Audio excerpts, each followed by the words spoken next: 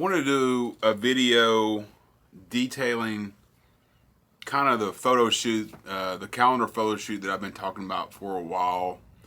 Was able to do the first leg of that shoot the other day and kind of wanted to go over what I use, the equipment I use, what kind of my thoughts, my feelings on it, how it went, some mistakes that I made, things of that nature. We'll first start off with the equipment I used. Of course, I use the A7R5. That's my main camera for this type of shoot. I use two different lenses. The 35 to 150 Tamron lens and the 70 to 200 f2.8 Sony G lens. Those lenses pretty much covered all of my needs. Okay, now I could have used the 35 to 100 for the entire shoot, and the only reason I used the 70 to 200 is because the collar on there was, I was able to turn the camera in vertical position to take the headshots. That's pretty much all I needed that lens for, because I wanted to put it on a tripod. And but I could have used the 35 to 150 for the entire shoot for sure. And that lens, like, well, I almost got rid of it a few weeks ago because I was like, I really am not using this lens just a whole lot. It's not good for the sports I want to do, and I just don't have a whole lot of use for it. If you're going to be doing any kind of sports shooting or team shooting or anything like that, this lens is great because the 35 millimeters, that's about as far as wide as you want to get on a team shot, because any wider than that, you start getting a little distorted on the edges, and you want to make sure you want to keep it, nice and tight, squared off. And 35 is about as wide as I would want to go. So, and then you can do pretty much everything else with this lens too. It is incredible lens. It is super duper heavy, but it's incredible lens, especially for this type of application. Okay, as far as my flashes go, I have two FJ400s, two FJ200s. I have two soft boxes. I have a Manny Ortiz soft box, and I have a Glow soft box that's like 42 inches, something like that. I have two strip boxes. Have the eyeliner, two 7-foot umbrellas. And I think that's pretty much it. The first thing we did is we started off with the headshots. That's where I started off. Two edge light, the two strip boxes on the side, the main light, the eyeliner, and then I had a reflector light pointing right on the background, so it's nice and bright and yellow. Oh, and right up front, I want to apologize. I can't show you in these pictures because they're, not mine. They're being used for a calendar, so I just don't feel right sharing them in this situation. This is where I made a huge mistake. The very first right out of the box, of course, I was going into the shoot. I never done anything like this before. I was really nervous. Like I didn't know many of the girls, so I was just nervous, okay, about the whole thing. So I had initially set up an iPad to tether wirelessly to my camera. And in my thought process that I was going to shoot, 2 or 3 headshots of them, and they would able to choose the one they like and or do a reshoot right then and there. And that was the plan, but right off the bat, I abandoned that plan initially. Right off the bat, I just abandoned it because I was worried about fitting everything into the rest of the day, and I didn't want to spend just forever doing these headshots, which it may have turned into that if I'd have, went with that system. But I abandoned it right off the bat and just shot one headshot that I thought looked good and went with it. Unfortunately, later on, a lot of the girls want to now do reshoots later on, which is unfortunate because I think I could have handled it all right then and there if I went with my initial plan, but I didn't. Lesson learned, All right, so the next thing we went, the junior class photo, and we just found a wall outside of the school there. It had nice kind of textures to it, and I just used natural light for it. Got a good shady spot for them to sit, so I had nice even lighting, and just hit that shot, no problem at all. Luckily, the coaches were there to help line everybody up, and that worked out well because I didn't have to do that in my head. That's one thing that I'm personally not very good at, kind of lining everybody up, like what this picture should look like and getting everybody organized. I don't know anybody's name, so it's just kind of, it's difficult for me to do. The coaches did a fantastic job of doing that. Got the junior shot knocked out, no problem. From there, we moved over to an auxiliary gym, which was just kind of the old gym that they use. It was the lighting there just absolutely garbage. Absolutely. I mean, just super dim, terrible lighting. I knew that right away I was going to have to use some flashes. So I used 2 7-foot umbrellas to light that shot, and it worked out just perfect. Now, these coaches in the past, they've used a photographer that just doesn't use any lighting, any flashes, just goes off whatever light's available, takes like 2 or 3 pictures and calls it good, does no editing, anything like that. So that's what they're used to, and I'm trying to push them further and further and further, like, these pictures could be better, like we could do this or we could do that.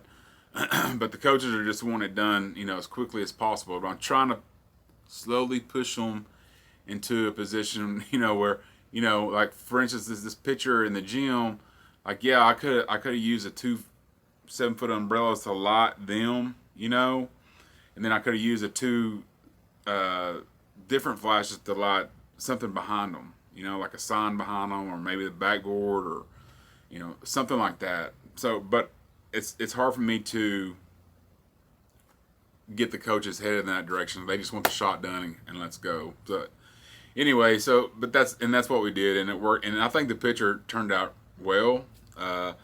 And one of the cool things that was working out pretty good for us during the photo shoot is my daughter was helping me out. So as the coaches were lining the girls up and getting them all situated, I was setting up me and my daughter were setting up my lights and my modifiers, and I was firing off test shots as they were setting up, getting figured out the shot. And man, that worked out great in every situation that we used lighting in. But I think the gym photo turned out well. It would have been terrible had I not had flashes. Absolutely no good at all. No good. But then from there, we moved away from the high school and went to the baseball field. The baseball field is a challenging situation as far as photos go, because the sun's pretty high, get some shadows, and it's pretty difficult environment to take a shot in. That's where those super magnifying reflectors, that's where I use those, and they were spot on. You couldn't do a picture like that unless you had those reflectors, because what happens is they're so spread out. At 35 millimeters, you have to go pretty far back, and to use a softbox or just a regular reflectors, anything, you're not going to have enough power to shine any light on your subject. But with those super magnified reflectors, you can sit back a ways with the flashes out of your field of view and still have enough power to shine the light exactly where you want it. Now, when you're using those reflectors, a tip that I kind of picked up along the way is you want them tipped up just a little bit above your subject, so you're not hitting them directly with that hard flash right in the middle, and you'll get the feathering effect from the very bottom of the reflector. And I think that photo turned out great. We did take a few there, and the girls are so excited about taking that photo. I can tell that's the one that they enjoy taking, because man, they had a plan ready to go. They they had an idea in their head before they even walked out. They were pumped up, putting on the jerseys. They had a plan before we walked out there. I mean, they had it lined out, and that's great. That's great when they do that. And I was a super, I just enjoyed the whole thing. Again, me and my daughter are putting up the lights, taking chest shots while they're getting situated. Everything worked out just great. For the next shot, we moved to Theta Palm, which is on the OSU campus, to take a few shots there. Now, one of the most important pieces of gear that I forgot to mention before is the cart I had. I went out to Academy and bought like a cart, like a wagon. It has the canvas sides and everything. Now, they have 2 different styles out there. They have a regular version and then they had the Mondo version. Highly recommend the Mondo version. You want the version with the massive wheels because we had to park a ways from Theta Pond because it's during the week. On our walk, of course, I loaded up all my camera gear, soft boxes, light stands, lights, backpacks. I mean, it was all in that cart. I mean, it was stuffed. And on the way to Theta Pond, we're going over curves and down and over this and down that and everything else. That cart just goes right over it. So the cart, and we had to walk about, I don't know, 3 or 4 blocks one way, you know. So cart was such an integral part of the whole shoot. Like, I know it looks stupid when you're pulling it, but I guarantee you, if you're going to do any kind of shoots like this, where you're going to be doing off-site shoots, just go get a cart. Trust me, you don't want to be hauling on. There's no way I could have hauled all that stuff. So anyway, got to Theta Pond, and the first shot we did there, or pretty much the only shot we did there, they had an idea in their head, which is always great when they have a planned out idea. So you don't have to like, oh, this will be a good spot or this will be a good spot, and they kind of know what they want. So they sat them on the bridge.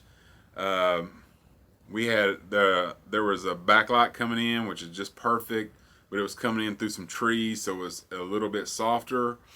And then this is where that 35 to 150 come in. Not only am I able to get that wide shot at the baseball field, but at Theta Pond, I had to stand way back, like across one of the smaller ponds to get them all in frame. I had to zoom in quite a bit. I don't know exactly where I was, but it was, probably 75 to 110 millimeters is where I had to zoom to get the proper framing.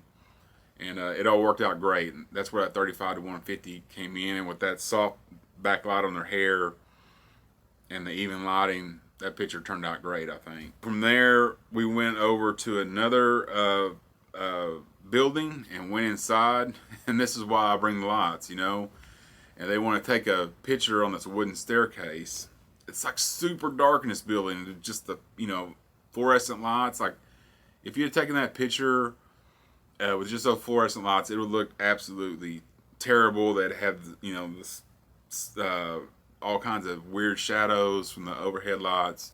So they set up on the staircase, and they were pretty far up there. I mean, literally, I had my 2 soft boxes, one on a C-stand, one on a light stand. I mean, they were up 10 feet in the air, trying to get this whole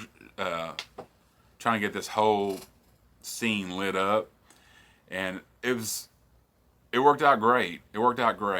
Now, a few things that I learned from that is you don't ever want to shine the light directly on your subject. You always want to feather it just a little bit. And that's one of the mistakes I made there, because I'm just one dude, like I'm just one guy, and I'm trying to set these lights up. My daughter was helping me, but this was she couldn't help me do this. So I'm just trying to get it lit as fast as possible. And I had these lights 10 feet up in the air, and it was just, I was just trying to adjust them at that point would have been really difficult. How do you adjust a light? You had to bring them all the way down, adjust them, put them back up. They're just wanting to get the shot done, so I just went with it. But unfortunately, I had some of the light shine directly on them. I should have feathered everything there. But hindsight's always 20/20. But there was a little bit of hot spot, like on some girls' faces and some on the wood paneling that they were sitting on. But I think the shot overall turned out great, and they were happy with it. In the end, that's all I really care about. So that was just my experience of the first leg of this shoot. We have 2 more legs to go, but I'm glad to get this first one out of the way. I learned a lot during this shoot, so I'm ready to take that forward into the next shoot, and maybe things will go smoother.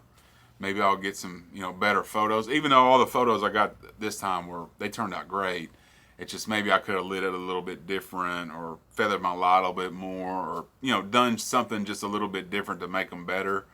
And I think maybe, obviously I would do things different if I went back and shot the first leg, but hey, that's the things you have to learn as you go along. But I think overall the pictures turned out great. I think overall the coaches were pretty happy with the photos. I wish I could have got those headshots better. That's the part that really just bugs me, because that's kind of an individual shot of the girls, and they put those on the back of the calendar. I wish I could just redo the whole thing, but I can't. I even asked the coaches if I could. I was like, can I just reshoot all these, because half of them want reshoots, and they're not happy, and I was like, can I just do the whole thing over? But they don't want to, and that's fine. It's a whole time thing, and if it was up to me, I'd redo them. Anyway, that's a look at the first leg of the Spirit calendar photo shoot that I'm doing currently. It's a lot of fun, So we'll talk about the next two legs when we get done with those. So if you're interested in hearing about those two legs, make sure you subscribe and hit the like button if you like the video. Thanks for watching, and we'll see you on the next one.